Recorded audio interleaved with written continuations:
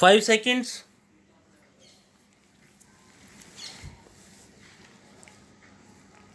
Start.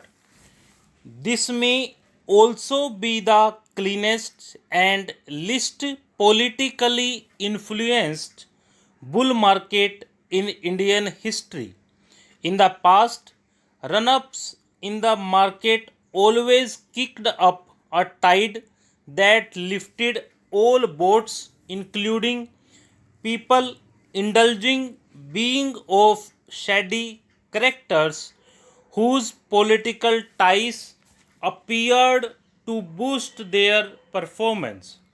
This time, however, dubious companies are hard to find among the stocks with the best performance, a trend that predated the arrival of the relatively corruption free Modi administration. In early 2009, amid the corruption that flourished under the Congress government, we started to keep an index of connected companies with known ties to politicians. Through late 2010, the index rose 180%, 60 percentage points more than the overall market. Then, as the anti corruption investigations triggered by the scandalous 2010 Commonwealth Games gained momentum, the connected companies began to falter. Their stock prices suffered big losses from late 2010 through March 2012 and have gone flat ever since, while the overall Indian market has gone on to double in value. In short, the Indian market now questions not only whether politicians and the state can deliver, but also whether political favored can deliver. The connected tycoons that flourished under the previous regime have been decimated, and since taking office in 2014, Modi has kept a new generation from rising up by bringing much more transparency to public bidding and licensing. But he is following a trend that was pressed on the government by the judiciary even before he took office. The clean quality of this bull market and its disconnect from politics is also reflected in my analysis of good and bad billionaires.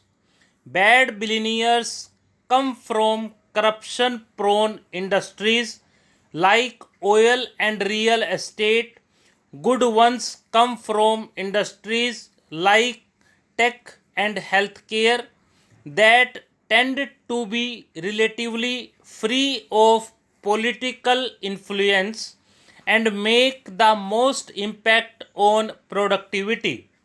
In the first half of this decade, the good billionaires increased their share of total billionaire wealth in India by 22 percentage points to 53%.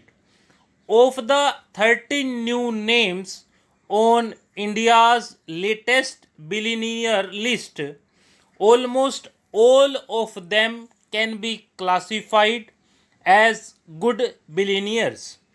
The key to understanding where the economy and markets are headed in India is to ignore Indian politicians and follow the top 30 to 40 business leaders.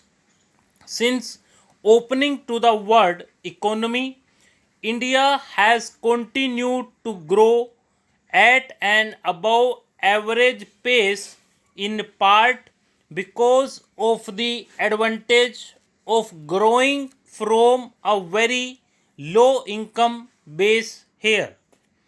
India has the second most listed companies after China among emerging markets, and a surprising number are very high quality.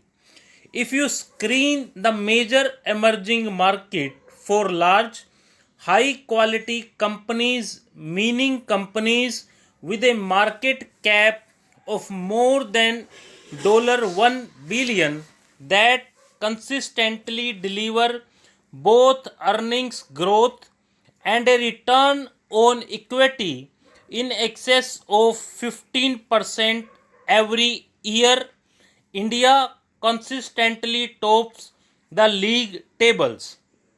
Over the past 5 years, just over 30 companies have cleared this high bar. India's selection of large quality companies is absolutely unique and the results are apparent. Over the past 5 years, 75 Indian companies with a market value of more than $1 billion have doubled in value, which is the most in any emerging stock market. Shanghai is second with 64, but in third place, South Korea is far behind, just 22. South Africa has only one. India's private companies are incredibly strong, deep, and varied by comparison with all these major rivals, which also helps explain why it tends to rise and fall with global trends. Every time a global tailwind picks up, no matter what the sector, India catches the breeze because it has so many sails up in every sector. Both the Indian stock market and the economy have steadily outperformed other emerging markets over the past 3 decades, and that basic trend should roll on for the foreseeable future. India's economy now seems to move like a vast oil slick on the global sea, for too broad, far too hard to grasp, to be contained, or even shaped by any other leader sitting in Delhi. In recent years, the three Ds of slower demographics, debt, and deglobalization have slowed growth across the world. There is not a single region that is currently growing faster than its average growth rate in the last decade.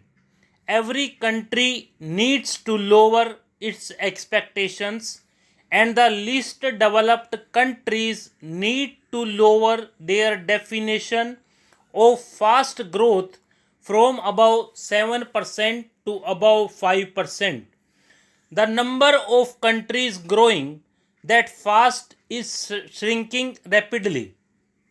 As of 2010, there were 78 countries growing faster than. Now there are just 28, and India is one of them, whether you believe official growth statistics or not. The performance is, however, not necessarily cause for political celebration. The least developed economies tend to grow fastest, and India has reflected this basic development dynamic for decades. Particularly, Since India began opening to global trade and capital flows in the 1980s and 90s, its economy has tended to grow about 2 percentage points faster. Stop.